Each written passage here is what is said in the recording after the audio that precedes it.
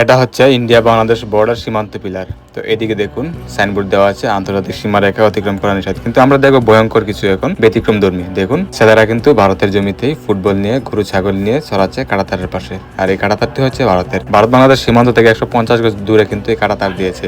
দেখুন কি ভয়ঙ্কর পাহাড়ের চিপা দিয়ে এই রাস্তাগুলো নিয়েছে।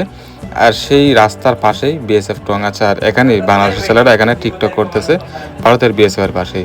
দেখুন বাংলাদেশের ছেলেদের কি সাহস, এখানে ভারতের বিএসএফ শুয়ে আছে আর পাশেই তারা টিকটক করতেছে।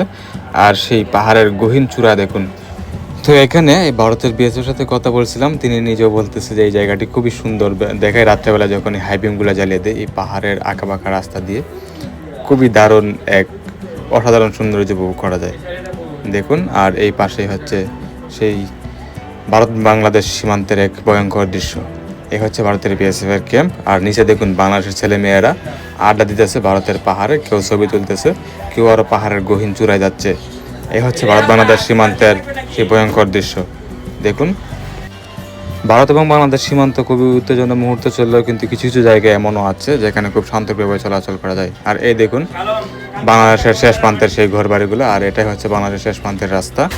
আর এই পাশে দেখুন খুবই এক ভয়ঙ্কর অবস্থা যেখানে ভারতের বিএসএফ এক টঙ্গে বসে আছে। আর এই দিক দিয়ে দেখুন বাংলাদেশের লোকজন চলাফেরা করতেছে। আর এই জিপটা হচ্ছে ইন্ডিয়ার। নিচে দেখুন বাংলাদেশের জনগণ গরু চড়াচ্ছে, আবার কেউ কাজকর্ম করতেছে। ভারতের জমিতে কিন্তু বাংলাদেশের লোকজন গরু চড়াচ্ছে। আর এই জিপটা হচ্ছে ইন্ডিয়ার। এখানে দেখুন ভারতের বিএসএফ যাচ্ছে। আর এই যে দেখুন একটা জেসিবি নিয়ে আসছে, এটা হচ্ছে পাহাড় যে ধসে পড়ে গেছে সেই পাহাড়ের মাটিগুলো সরানোর জন্য তারা এখানে কাজ করতেছে দেখুন। বাংলাদেশ থেকে একজন লোক বস্তায় ঘাস ভর্তি করে নিয়ে যাচ্ছে এখানে ধৌত করার জন্য। আর পাশেই হচ্ছে ভারতের বিএসএফ, কিন্তু তাদের কোনো ভয় নেই, কারণ ভারত এবং বাংলাদেশ দুই দেশের মানুষ একসাথে মিলেমিশে বসবাস করে। দেখুন কাঁটাতারের বাইরে থেকে একজন লোক কাঁটাতারের ভেতরে ঢুকতেছে, ভারতের বিএসএফ ওনাকে পাস দিয়ে দিয়েছে। খুবই দারুণ একটি বিষয় আমরা দেখতে পেলাম এখানে। এই দিক দিয়ে দেখুন সেই কাঁটাতারের প্রাচীরের পাশ দিয়ে ভারতের বিএসএফ হেঁটে হেঁটে ডিউটি করতেছে। একই সাথে দুটি দেশের মানুষের জীবনযাপন দেখতে অনেকটা ভয়ঙ্কর সুন্দর দেখায়। এই জিপটি এখানে আটকে আছে শুধু এই পাহাড়টি ধসে যাওয়ার কারণে। এই পাহাড় ধসে গিয়ে এই রাস্তাটি ব্লক হয়ে যায়, তাই এখন এই রাস্তাটি এখন ঠিক করতেছে। তো এই হচ্ছে পাহাড়ি এলাকার ভয়ঙ্কর দৃশ্য। এখানে কিন্তু অনেক সময় এই পাহাড় ধসে পড়ে যায় কাঁটাতারের উপরে, আর তখন কিন্তু দুই দেশের মানুষ আসা যাওয়া করতে পারে খুব সহজে।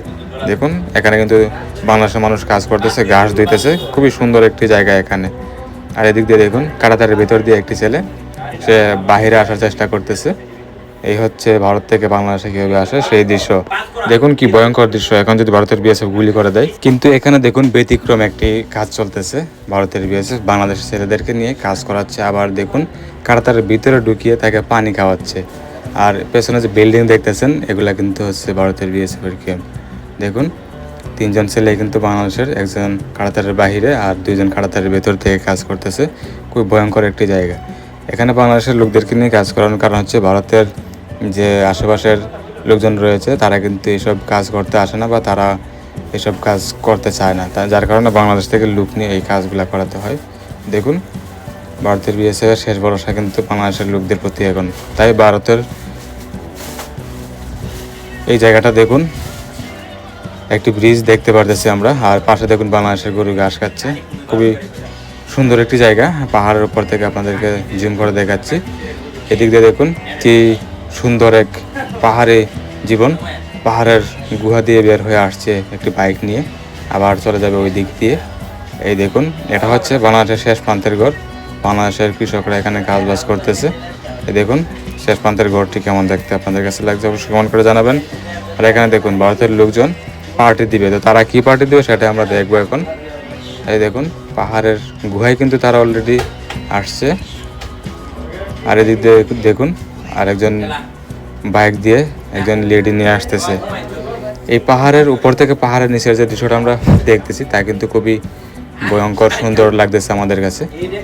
এই যে দেখুন তারা এখন পার্টি দেওয়ার জন্য বের হয়ে আসতেছে এই ভয়ঙ্কর জায়গা থেকে। বাংলাদেশের লোকজনও কিন্তু তাদেরকে এখন দেখবে। এই যে দেখুন তাদের হাতে একটি বোতল হচ্ছে নর্মাল পানি, আরেকটা হচ্ছে লাল পানির বোতল। তো তারা এই খোলামেলা জায়গাতেই কিন্তু এই যে লাল বোতলের পানি খাইতে পারে। দেখুন ভারতে কিন্তু এগুলা একদম প্রকাশ্যে, তারা কোনো মাইন্ডেই হয় না এগুলা। এই দেখুন পাবলিক প্লেসে কিন্তু তারা খুব সহজেই ড্রিঙ্ক করতে পারে, লাল পানির ড্রিঙ্ক। আর এই দিক দিয়ে দেখুন